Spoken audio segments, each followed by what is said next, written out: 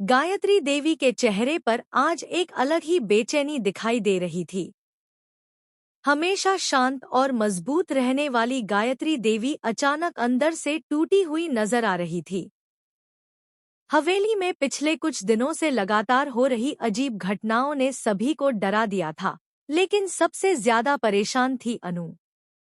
क्योंकि अब उसे साफ महसूस होने लगा था कि इस हवेली में कोई बहुत बड़ा राज छिपा हुआ है।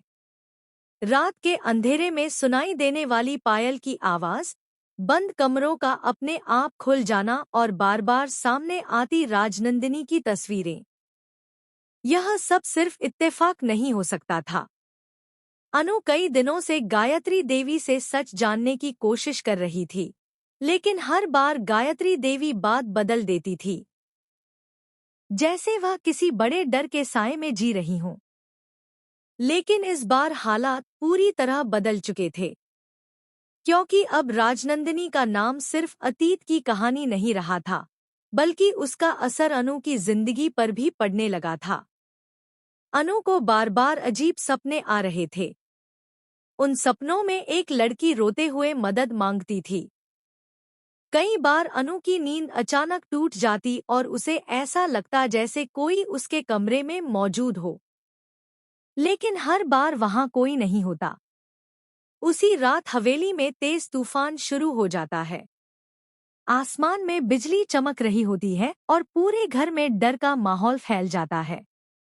तभी गायत्री देवी अचानक अनु का हाथ पकड़कर उसे हवेली के पुराने हिस्से में लेकर जाती है।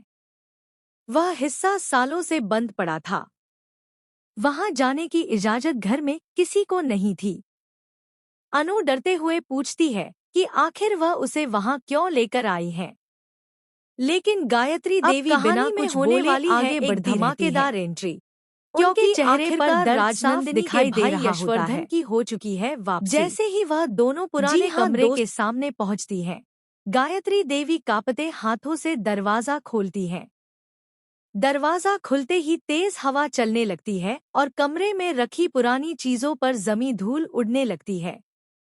अनु की नजर अचानक दीवार पर लगी एक बड़ी तस्वीर पर पड़ती है और वह पूरी तरह सन्न रह जाती है। तस्वीर में दिख रही लड़की बिल्कुल उसी की तरह नजर आ रही होती है।